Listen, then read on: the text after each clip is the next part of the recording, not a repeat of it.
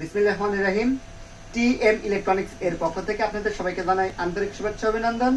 আমি অনেকদিন পরে সোলারের ভিডিও নিয়ে আসলাম।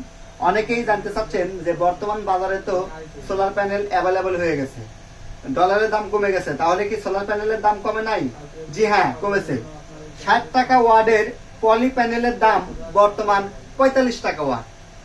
65 টাকা ওয়াটের মোনো প্যানেলের দাম বর্তমানে 48 টাকা ওয়াট।